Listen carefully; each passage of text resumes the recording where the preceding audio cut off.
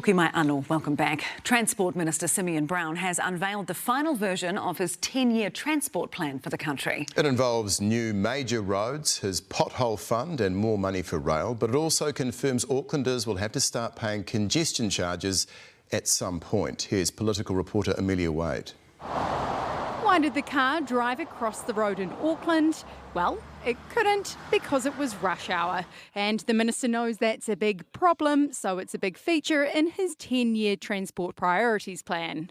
A $22 billion plan over the next 3 years. It's largely what was released in the draft plan in March. Simeon Brown will get his 15 new 4-lane roads of national significance and pull up the handbrake on spend-ups on cycleways and public transport. But between the draft and final plans is an extra $800 million for rail. We are underway with the rail network improvement program with KiwiRail. This ensures they've got the funding needed for the next couple of years while we negotiate that. To pay for it all, the minister's confirmed he will be driving up the cost of vehicle regos by $50 over the next 2 years.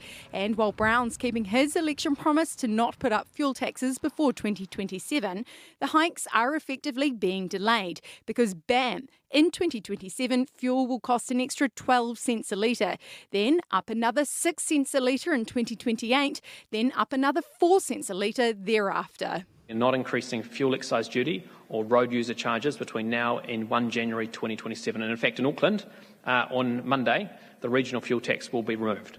Filling up will get 15 cents a litre cheaper in Auckland, but driving around the super city could soon cost you more. Congestion charging is coming. It's been calling for, it's something that we've got in the coalition agreement with the ACT Party, and ultimately we're going through a policy development process, and we'll have more to say about that in coming weeks. A 2020 Ministry of Transport report looked into congestion charging in Auckland and floated some possible tariffs.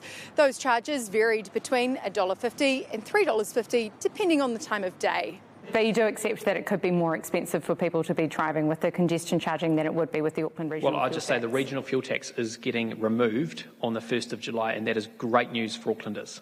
The difficulty will be if you put the road pricing in, people want to do other things, but they haven't invested in the alternatives. Assuming you're a commuter driving into the city during peak hours and using a 60-litre tank of petrol, the Auckland regional fuel tax costs you about $9 across a working week.